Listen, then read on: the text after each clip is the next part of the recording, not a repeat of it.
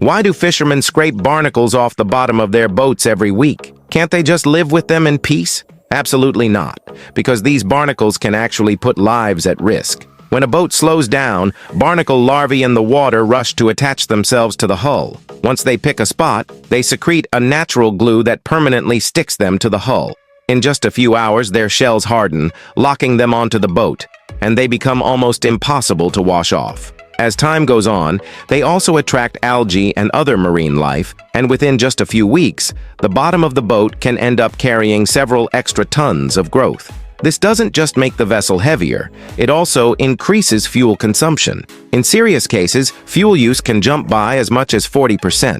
Even worse, these organisms can damage the protective coating on the hull, making it easier for seawater to reach the steel, which speeds up corrosion and structural damage.